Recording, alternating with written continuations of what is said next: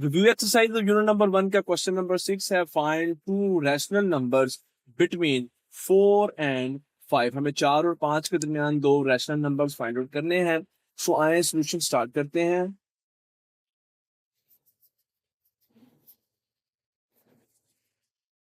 Numbers we have 4 and 5। कोई से दो नंबर्स के दरमियान जब हमें रैशनल नंबर्स फाइंड करने हैं तो बहुत आसान है। दोनों नंबर्स को ऐड करें, जो गिवन नंबर्स हैं उनको ऐड करें और 2 पर डिवाइड कर दें। सो we will add 4 and 5 and divided by 2. The result is 9 by. So this is the number between 4 and 5. We may write it as 4, 9 by 2 and 5. तो ये हमने एक नंबर फाइंड कर दिया है 4 और 5 के दरमियान। अब अगर 4 और 5 के दरमियान हम दूसरा नंबर फाइंड आउट करना चाह रहे हैं तो या तो इन दो नंबर्स 4 और 9 बाई 2 को ऐड करें, 2 पे डिवाइड करें, या 9 बाई 2 और 5 को ऐड कर लें, 2 पे डिवाइड कर लें। यानी कि जैसे हमने इन दो नंबर्स को ऐड किया, 2 पे डिवाइड किया, इसी तरह अब इनमें से कोई से दो नंबर्स लेके हम ऐड करेंगे और 2 पे डिवाइड करेंगे। सो लेट हम 9 बाई 2 में ऐड करते हैं 5 को और इसको डिवाइड कर देते हैं 2 पे। सो यहाँ पर एलसीएम आ जाएगा। आप देख सकते हैं ये एक फ्रैक्शन है, एक होल नंबर है। तो फ्रैक्शन को जब भी ऐड करेंगे तो एलसीएम यहाँ पे लेना पड़ेगा। एलसीएम आ जाएगा यहाँ पे 2। एलसीएम को 2 को 2 पर डिवाइड किया 1, तो यहाँ पे 9 आ गया, प्लस का साइन। यहाँ पर डिनोमिनेटर 1 है, 2 को 1 पे डिवाइड करेंगे, 2 को 5 से मल्टीप्लाई किया 10। और ये जो मेन डिवीजन के नीचे 2 है ये एज इट इज आ जाएगा। सो 9 प्लस 10 इट्स 19 बाय 2। और मेन डिवीजन के नीचे आप देख सकते हैं 2 एज इट इज। सो ये जो 2 है ये मेन डिवीजन के अब नीचे आएगा तो ये इस 2 के साथ मल्टीप्लाई होगा। So 9 by 2 multiply by 2 which is equal to 9 by 4। So ये एक और नंबर आ गया है between these two numbers। So हमारे पास 4 एंड 5 के दरमियान हमने नंबर फाइंड आउट कर लिए हैं। 4 और 5 के दरमियान हम दो रैशनल नंबर्स फाइंड आउट कर चुके हैं। The first one is 9 by 2 and the next one is 19 by 4। Question number 6 complete हुआ। Let's question number 7। और क्वेश्चन नंबर 7 के आप देख सकते हैं अपनी बुक में 3 पार्ट्स हैं। तीनों पार्ट्स को 1 बाय 1 सोल्व करूंगा। ईच क्वेश्चन ईच पार्ट में आप लोगों के लिए सोल्व कर रहा हूँ। सो फर्स्ट वन पार्ट को सोल्व करने जा रहे हैं। अब इनसे मिलते जुलते क्वेश्चन जो हम एक्सरसाइज 1.2 में भी सोल्व कर चुके हैं। रेडिकल का साइन है, एक रेडिकल एक्सप्रेशन है, और आप देख सकते हैं यहाँ पे पावर्स का भी यूज किया जा रहा है। सो आई सोल्यूशन यहाँ पे स्टार्ट करते हैं। तो सबसे पहले तो एक्सप्रेशन को लिख लेते हैं। Here expression is x raise to power 15, y raise to power 35 and z की पावर हमारे पास है 20। और ये कंप्लीट एक्सप्रेशन जो है ये रेडिकल के साइन में है, और रेडिकल की यहाँ पे जो इंडेक्स है वो है 5। तो सबसे पहला काम हमारा, हमने इस रेडिकल साइन को खत्म करना है, यानी कि इसको चेंज करना है एक्सपोनेंशियल फॉर्म में। सो एक्सपोनेंशियल फॉर्म में इसको चेंज करने के लिए हम देखें एक्सप्रेशन में जो टर्म्स हैं, जो हमारे पास वेरिएबल्स हैं, वो एज इट इज आ जाएंगे। x raise to power 15, y raise to power 35, और डिवीजन में आप देख सकते हैं z की पावर 20 भी एज इट इज ले लिया। और अब रेडिकल के साइन को खत्म किया तो एक्सपोनेंशियल फॉर्म बन गई हमारे पास पावर में 1 बाय 5। और क्योंकि रेडिकल साइन जो था ये डिफरेंस कंप्लीट एक्सप्रेशन का था, तो इसलिए ये पावर भी आप देख सकते हैं ब्रैकेट लगा के कंप्लीट एक्सप्रेशन के लिए कि ये पावर 1 बाय 5 एक्स की भी है, वाई की भी है और z की भी है।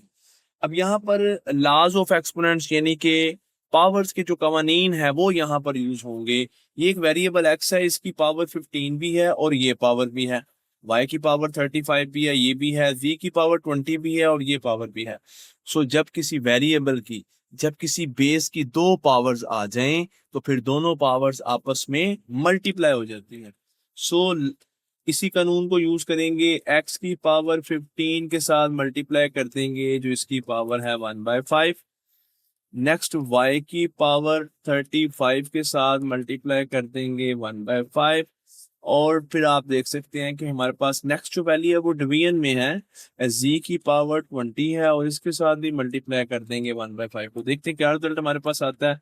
ये multiply 5 3, it's a 5 7 and it's a 5 4. So x raised to power 3, y raised to power 7 and z raised to power 4। और फर्दर जो है यहाँ पर इनकी सिंप्लीफिकेशन पॉसिबल नहीं है। सो यही आपका आंसर है। पहला पार्ट सोल्व हुआ। आइए देखते हैं क्वेश्चन नंबर 7 के सेकंड पार्ट को। अब सेकंड पार्ट में आप देख सकते हैं अगेन रेडिकल एक्सप्रेशन है और रेडिकल एक्सप्रेशन 27 इसमें रेडिकल है बट 27 की पावर 2x भी है। सो आइए क्वेश्चन स्टार्ट करते हैं जी। सबसे पहले तो हम अपने एक्सप्रेशन को एज इट इज लिख लेंगे। So here expression is 27 raise to power 2x और यहाँ पर रेडिकल का साइन है और इंडेक्स है 3। तो सबसे पहले तो रेडिकल के साइन को चेंज कर लेते हैं हम एक्सपोनेंशियल फॉर्म में। सो जब एक्सपोनेंशियल फॉर्म में चेंज करेंगे 27 raise to power 2x as it is और होल पावर यहाँ पर आ जाएगी 1/3 के ऊपर। अब 27 की दो पावर्स हैं, 2x भी है 1/3 भी है। तो अगेन वही ला हम यूज करेंगे जो पार्ट नंबर फर्स्ट में हमने यूज किया है। 27 की पावर 2x मल्टीप्लाई हो जाएगी 1/3 के साथ। अब ये 1/3 है तो एक्चुअली हमारे पास रिजल्ट आ जाएगा 27 2x/3। क्या यहाँ पर फर्दर सिंप्लीफिकेशन पॉसिबल है? जी बिल्कुल है। आप देख सकते हैं जो ये नंबर हमारे पास है, जो बेस है 27, आपको बताया हुआ है कि अगर किसी भी नंबर की फर्दर फैक्टराइजेशन हो सके, यानी कि वो नंबर जो है फैक्टर्स की फॉर्म में लिखा जा सके, तो हम उसको फैक्टर्स की फॉर्म में लिखेंगे। तो अगर 27 की मैं फैक्टराइजेशन की बात करूं, तजज़ी की बात करूं, तो 27 के फैक्टर्स हमारे पास आते हैं 3 9 3 3 and 3 1। So the factorization of 27 is 3 multiplied by 3 multiplied by 3. So it will be 3 raised to power 3. So we may write it as 3 raised to power 3 और whole power जो है 2x/3 as it is. Now again this base, this number 3 has two parts, 3 and 2x/3। अब again इस number 3 की दो powers हैं तो ला यहाँ पे यूज होगा, लॉज ऑफ एक्सपोनेंट, कुव्वत के कवानीन जो है वो यहाँ पर यूज होंगे। दोनों पावर्स जो हैं वो आपस में मल्टीप्लाई हो जाएंगी। 3 3 से कैंसिल होगा, हमारे पास 3 की पावर आ जाएगी 2x। ये फर्दर सिंप्लीफाई नहीं हो सकता, तो यही हमारे पास जो है वो रिजल्ट है। नेक्स्ट पार्ट नंबर 3 है क्वेश्चन नंबर 7 का और पार्ट नंबर 3 में आप देख सकते हैं कि हमारे पास जो एक्सप्रेशन गिवन है ये जस्ट एक एक्सपोनेंशियल एक्सप्रेशन है। इसमें रेडिकल का साइन कहीं पे यूज नहीं हो रहा। 6 multiplied by 3 raised to power n plus 2 and it's divided by 3 raised to power n plus 1 minus 3 raised to power n। तो जी जब एक्सरसाइज 1.2 को सोल्व किया, ऐसे क्वेश्चन आए हमारे पास, तो हमने वहां पर एक चीज ये सीखी थी कि अगर हमारे पास कोई फ्रैक्शन है और फ्रैक्शन में न्यूमिनेटर यानी कि फ्रैक्शन की ऊपर वाला पार्ट जो है न्यूमिनेटर या डिनोमिनेटर, दोनों में या किसी एक में अगर टर्म्स जो हैं, जो रकमें हैं वो प्लस माइनस के साइन के साथ लिखी होंगी, तो फिर हमें सिंप्लीफिकेशन के लिए उन रकमों में से कुछ कॉमन लेना होगा। तो डियर स्टूडेंट्स यहाँ पर आप देख सकते हैं न्यूमिनेटर में तो 6 मल्टीप्लाई हो रहा है 3 के साथ, बट डिनोमिनेटर में यहाँ पे ये 3 और ये 3 माइनस के साइन के साथ लिखे हैं, तो हमें इन दोनों रकमों में से कुछ कॉमन लेना है। अब वो कॉमन क्या लेना है? एक्चुअली कॉमन लेने का मकसद हमारा होता है कि हमने फिर उसको सिंप्लीफाई करना होता है, कैंसिल करना होता है। सो अब देखते हैं कि हम यहाँ से क्या चीज जो है वो कॉमन ले सकते हैं। क्वेश्चन तो ये भी यहाँ पे राइज होता है कि इन दोनों में से क्या चीज कॉमन ली जा सकती है। यहाँ पर 3 की पावर n प्लस 1 है, जबकि यहाँ पर 3 की पावर जस्ट n है, तो क्या चीज कॉमन आ सकती है? आई एक मरतबा मैं इस एक्सप्रेशन को जो न्यूमिनेटर है उसको तो हम एज इट इज लिख देते हैं, बल्कि अगर मैं न्यूमिनेटर में भी 6 मल्टीप्लाई बाय जो 3 की पावर n प्लस 2 है, क्या हम इसको ऐसे लिख सकते हैं 3 की पावर n मल्टीप्लाई बाय 3 की पावर 2? बिल्कुल लिखा जा सकता है। आप जानते हैं कि हमारे पास ये ला है अगर बेस सेम हो और वो मल्टीप्लाई हो रहे हैं, यानी कि दो ऐसे नंबर्स मल्टीप्लाई हो रहे हैं जो सेम है, तो हम उनकी पावर्स को ऐड कर देते हैं। तो यहाँ पर पावर आ जाएगी 3n+2, और इसी को डियर स्टूडेंट्स फिर हम जरूरत पड़ने पर इस फॉर्म में भी लिख सकते हैं। सो न्यूमिनेटर में तीनों वैल्यूज जो है वो मल्टीप्लाई हो रही थी। अब डिनोमिनेटर में यहाँ पे देखें 3n+1 है, तो इसको भी हम लिख सकते हैं 3n मल्टीप्लाई बाय 3 की पावर 1, माइनस का साइन, और ये 3 की पावर n जो है ये एज इट इज आ जाएगा। अब न्यूमिनेटर में जो वैल्यूज है हमारे पास, इनको हम एज इट इज रहने देते हैं। देखें 3 की पावर n है, ये मल्टीप्लाई हो रहा है 6 के साथ और मल्टीप्लाई हो रहा है 3 की पावर 2 के साथ। मैंने जस्ट 3 की पावर n को पहले लिख लिया क्योंकि तमाम वैल्यूज मल्टीप्लाई हो रही हैं, सो इससे कोई फर्क नहीं पड़ेगा। अब अगर डिनोमिनेटर में देखें तो दो रकमें हैं, एक ये रकम है हमारे पास और एक ये है। तो अब इन दोनों में से क्या कॉमन आता है? इन दोनों में से कॉमन आता है 3 की पावर n।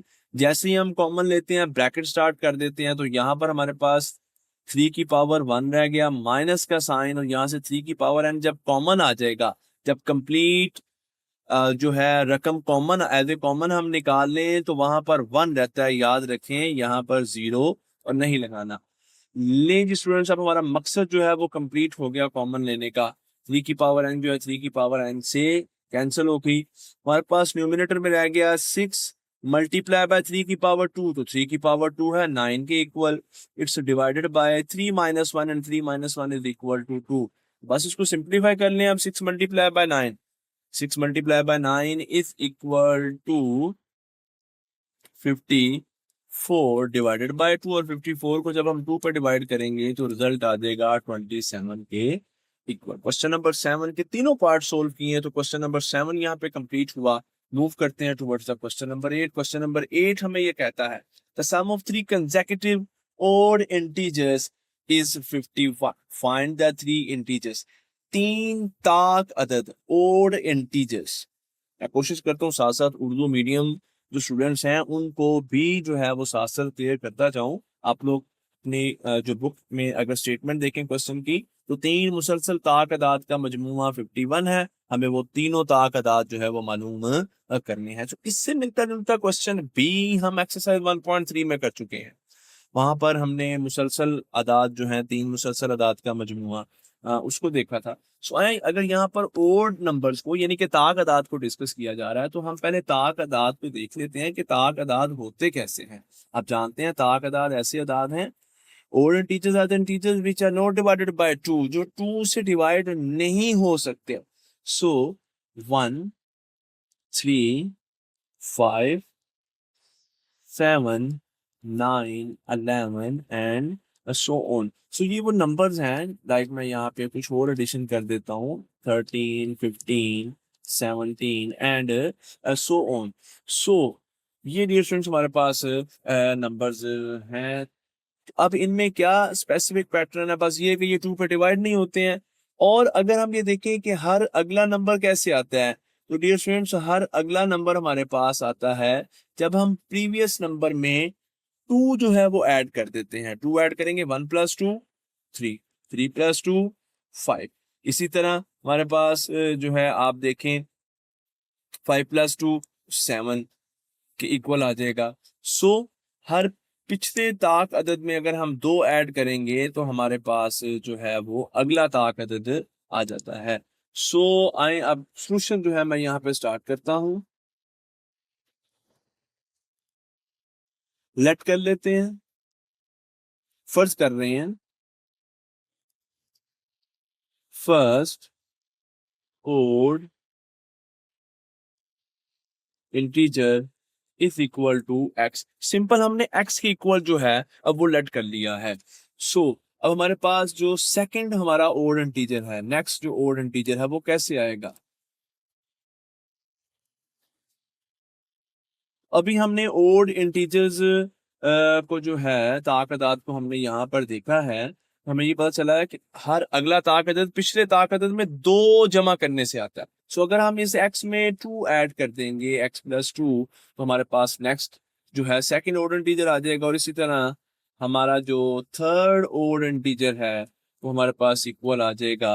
अब हम जैसे इसमें 2 ऐड किया, अब हम इसमें 2 ऐड करेंगे, x+2 which is equal to x+4। So ये तीन इंटीजर्स हमने लेट कर ली, अभी हमने फर्ज किए हैं। सो अब देखते हैं क्वेश्चन की डिमांड क्या है, क्वेश्चन में कंडीशन क्या है। सो एज पर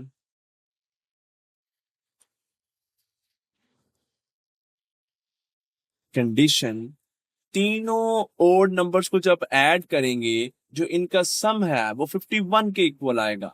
सो तीनों नंबर्स को ऐड कर रहा हूं, x+2 प्लस x+4, तीनों नंबर्स को ऐड किया और ये इक्वल आना चाहिए 51। सिंपल लिनियर इक्वेशन बन गई है। x की वैल्यू के लिए सोल्व कर लेते हैं।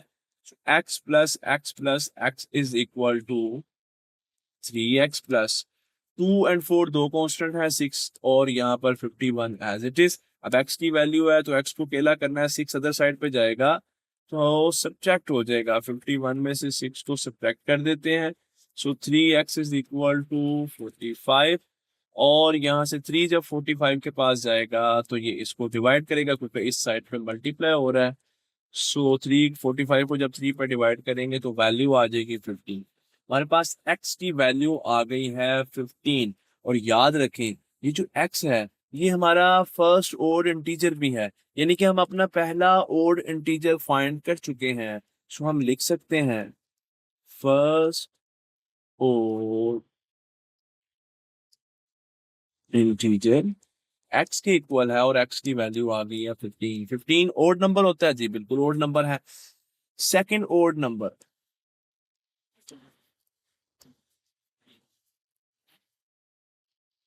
सेकंड ओड नंबर है x+2।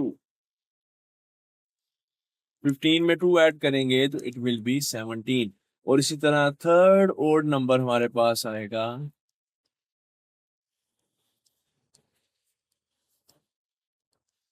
x+4। 15+4 is equal to 19। सो ये तीन वो ओड नंबर्स हैं 15, 17 एंड 19 जिनका सम जो है 51 है, जो हमने क्वेश्चन नंबर 8 में फाइंड किए हैं। क्वेश्चन नंबर 8 के बाद मूव कर रहे हैं question number 9 of this exercise which is the second last question है, और इसके बाद लास्ट क्वेश्चन हमारे पास क्वेश्चन नंबर 10 है।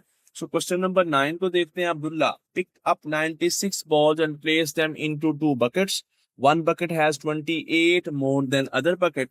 How many balls were in each bucket? देखिए क्वेश्चन की स्टेटमेंट समझ आएगी, हमें क्वेश्चन समझ आ जाएगा, उसका सोल्यूशन हमारे लिए आसान हो जाएगा। स्टेटमेंट को समझने की कोशिश करते हैं। उर्दू मीडियम वाले बच्चे भी मेरे साथ ही जो है स्टूडेंट्स मेरे साथ समझे इस बात को। अब्दुल्ला पिक्ड अप 96 बॉल्स, तो यहाँ से ये बात हमें समझ आ गई है कि जो टोटल नंबर ऑफ बॉल्स हैं वो 96 है। सो लिख सकते हैं total number of balls is equal to 96। और उनको दो बकेट्स में रखा है, टू बकेट्स में। इन टोटल 96 है, अब इन्हीं 96 को दो बकेट्स में रखा गया है। वन बकेट हैज 28 मोर। सो एक बकेट में बॉल ज्यादा है और दूसरी बकेट में बॉल क्या है, कम है। सो ज्यादा है, जिसमें ज्यादा है उसमें कितने ज्यादा है, उसमें 28 बॉल जो है वो ज्यादा है। सो सबसे पहले तो हम लेट करते हैं, लेट।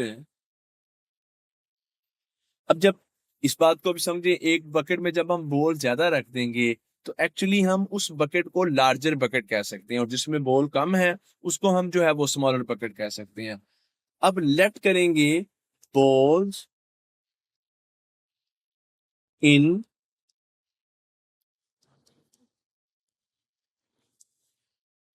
Smaller bucket. तो जो स्मॉलर बकेट है, जो छोटी बकेट है, उसमें नंबर ऑफ बॉल्स हैं एक्स।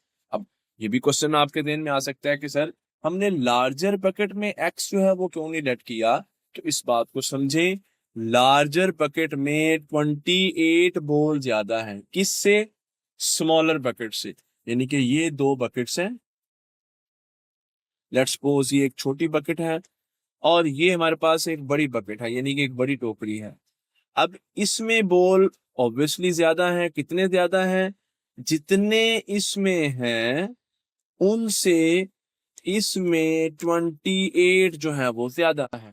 सो हम इसको लेट करेंगे तो ये ऑटोमेटिक उस x से 28 जो है वो प्लस हो जाएगा। सो इसलिए हमने स्मॉलर जो बकेट है उसके नंबर ऑफ बॉल्स को x जो है वो लेट किया है, and number of balls in larger bucket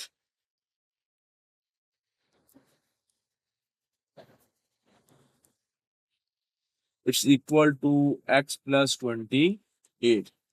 अब कंडीशन क्वेश्चन की ये कहती है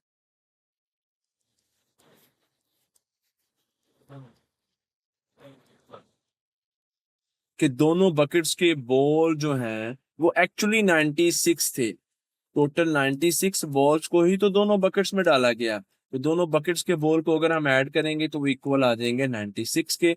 सो एक्स को एक्स में ऐड करते हैं 2x, 28 अदर साइड पे जाएगा माइनस हो जाएगा, तो यहाँ पर 2x is equal to 96 minus 28 is equal to 68।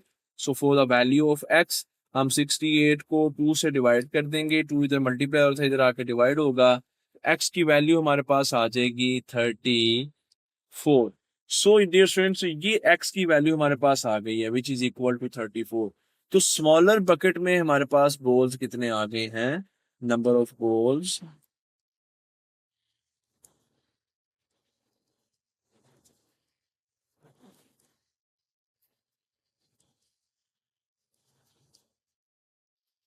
In smaller bucket is equal to, जो कि हमने x लेट किया था वो 34 आ गए हैं, और इसी तरह number of balls in larger buckets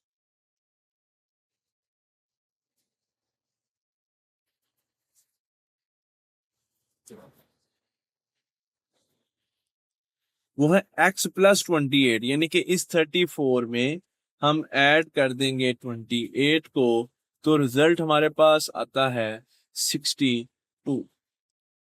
so smaller bucket में 34 और लार्जर बकेट में 62, हमने दोनों बकेट्स के नंबर ऑफ बॉल्स जो है वो फाइंड आउट कर लिए। And now the last question of this exercise, review exercise unit number 1 का आखिरी क्वेश्चन है। सो स्टेटमेंट हमें कहती है Salma invested 3,50,000 in a bank which paid simple profit at the rate of this 7.1/4% per annum. After 2 years, the rate was increased 8% per annum. Find the amount she had at the end of 7 years. Again, मैं यही बात कहूंगा, आप statement को समझें। हम statement में given information को स्टेप बाय स्टेप लेके चलेंगे, क्वेश्चन को सोल्व करेंगे, तो हमारे लिए इस क्वेश्चन का जो सोल्यूशन है वो समझना और सोल्व करना बहुत ज्यादा आसान हो जाएगा। सो आए step by step in information को लेके मैं चल रहा हूँ। Salma invested 3,50,000 rupees. So total investment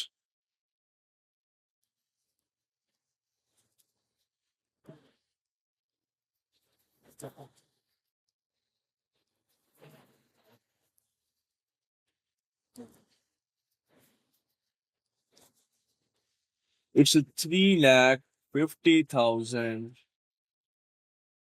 rupees which paid simple profit at the rate of, अब ये जो रेट है ये है तो पर एनम, लेकिन आफ्टर 2 इयर्स ये चेंज हो जाता है। सो ये रेट है जस्ट 2 इयर्स के लिए, तो आए लिखते हैं रेट ऑफ प्रॉफिट। बैंक का प्रॉफिट है तो हम इसको इंटरेस्ट, रेट ऑफ इंटरेस्ट भी कह सकते हैं। Rate of profit is equal to 7/1/4%, यानी कि इसको हम जो है वो लिख सकते हैं, एक्चुअली 7/1/4% है, तो 7.25%। और ये जो रेट प्रॉफिट है ये है, अगर हम इसका टेन्योर लिखें, अगर हम इसकी ड्यूरेशन लिखते हैं, so it's equal to just 2 years. 2 साल के लिए ये रेट है, 2 साल के बाद फिर ये रेट 8% हो जाता है। तो आए अभी 2 साल तक की हम बात कर लेते हैं, इस अमाउंट पर अगर ये रेट हो तो 2 साल में कितना प्रॉफिट जो है वो बैंक देता है। सो मैं सबसे पहले अब फाइंड करूंगा प्रॉफिट, अमाउंट ऑफ प्रॉफिट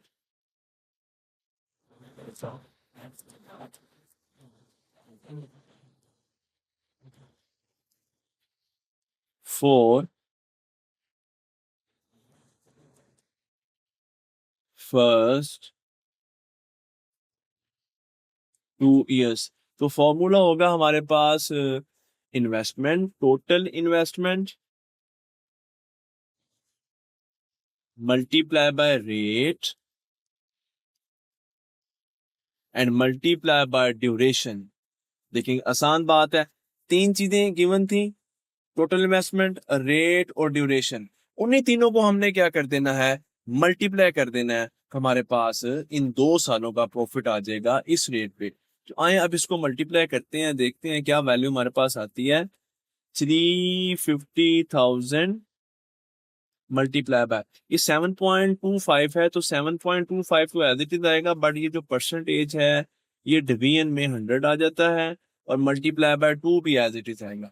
अब आप कैलकुलेटर पे पकड़ें, कैलकुलेटर को पकड़ें, 3,50,000 को मल्टीप्लाई करें 7.25 के साथ, मल्टीप्लाई करें 2 के साथ, डिवाइडेड करें 100 के साथ। वेरी सिंपल, आपके पास अमाउंट आ जाएगी प्रॉफिट की। 2 साल के लिए बैंक जो है वो प्रॉफिट देगा 50,750 रुपीज, ये पहले 2 सालों के लिए। क्योंकि 2 साल के बाद अब रेट हम चेंज करने लगे हैं 8%। सो आए अब इस अमाउंट को याद रखिएगा। तो आए अब डियर स्टूडेंट्स, हम रेट जो है अब वो चेंज करते हैं। अब नेक्स्ट और कितना है वो देख लेते हैं। Find the amount she had at the end of 7 years। तो कहता है 7 साल के बाद बताएं कितनी अमाउंट है उसके पास। अब देखें 7 साल में से 2 साल तो रेट ये रहा, वो हमने फाइंड भी कर लिया उसका प्रॉफिट। अब 2 साल के बाद 7 सालों में कितना अरसा रह गया, 5 years रह गया। तो अब हम बात करने लगे हैं नेक्स्ट 5 years की। तो नेक्स्ट 5 years के लिए इन्वेस्टमेंट वही है,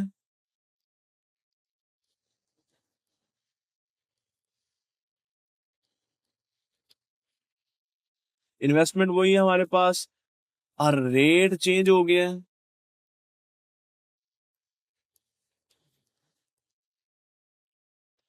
पहले 7 1/4 था, अब हो गया है 8%। और अब ड्यूरेशन कितनी है, अब टाइम कितना है, अब जो टाइम है इस रेट का वो है 5 years।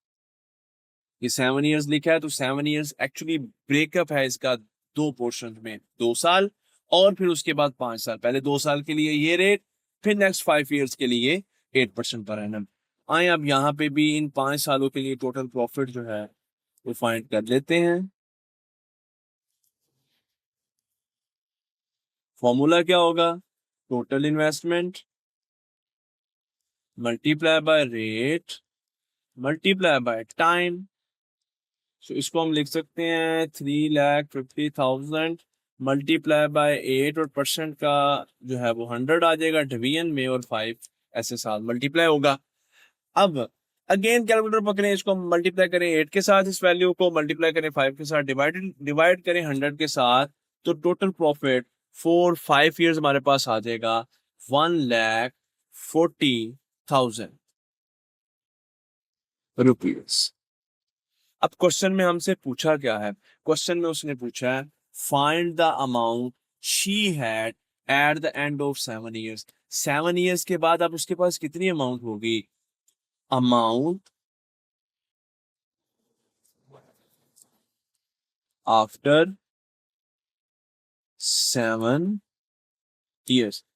कितनी अमाउंट होगी जी, बैंक में देखें, बैंक में एक तो उसकी इन्वेस्टमेंट पड़ी हुई है जो कि 3,50,000 है। उसके बाद 2 साल का जो बैंक ने इसको प्रॉफिट दिया वो दिया 50,750, अभी हमने फाइंड किया 50,750। और फिर नेक्स्ट 5 years के लिए बैंक ने प्रॉफिट दिया 1,40,000। सो ये टोटल इन्वेस्टमेंट और 2 साल का प्रॉफिट और फिर 5 साल का प्रॉफिट, ये टोटल अमाउंट 7 साल के बाद उसके बैंक में इस वक्त जो अमाउंट पड़ी है सलमा के अकाउंट में, वो है 55,40,750 रुपीज। सो इसके साथ क्वेश्चन नंबर 10 कंप्लीट हुआ और एक्सरसाइज रिव्यू एक्सरसाइज 1 भी कंप्लीट।